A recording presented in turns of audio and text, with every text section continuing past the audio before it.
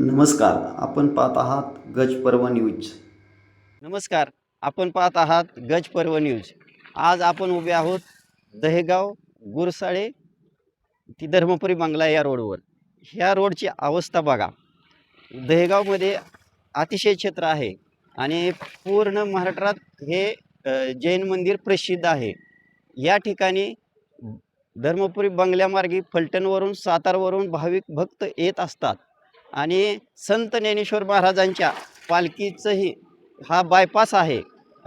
जे त्यावेळेस तेथील प्रशासन असेल, नागरिक असतील, ह्या रोडनं जात असतात आणि बारामतीलाही जाणारे नागरिक ह्या रोडनं जात असतात. परंतु ह्या रोडची अवस्था जर पाहिली तर प्रवाशांना जीव मुठीत घेऊन प्रवास करावा लागत आहे. प्रशासनाला जाग कधी येणार असा नागरिकांचा प्रश्न आहे. इलेक्शनच्या वेळेस आश्वासने दिले जातात, ते हवेतच विरतात का काय? आणि राजकीय देखाव्याला नागरिकांच्या सुरक्षितेपेक्षा राजकीय देखाव्याला महत्त्व दिले जाते का काय? असाही प्रश्न नागरिकांना पडत आहे. तर ह्या रोडची अवस्था अशी बघून रोज प्रवास करणाऱ्या लोकांचे मणक्याचा त्रास होत आहे. लोकांना नको नकोशी होत आहे. पावसाळ्यात तर खूपच बिकट अवस्था होत आहे ह्या रस्त्याची. तर प्रशासनाला जाग कधी येणार? इथला प्रतिनिधी कधी जागा होणार आणि हा रस्ता कधी होणार? याकडे नागरिकांचे लक्ष आहे. हा रस्ता लवकरात लवकर व्हावा असे येथील जाणारे भाविक भक्त असतील, नागरिक असतील, यांची मागणी होत आहे.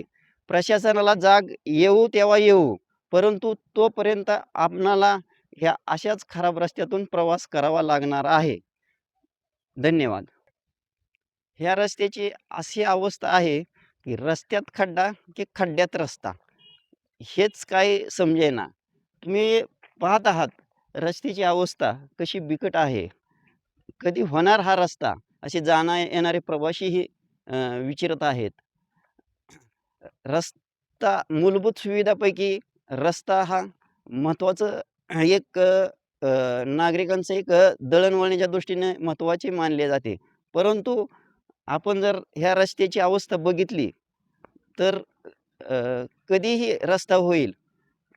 काही वेळेस ह्या रस्त्याला खड्डे पडले का खड्डे बुजवण्यासाठी मलमपट्टी केली जाते आणि नंतर आहे असाच रस्ता अ, अ, होत असतो.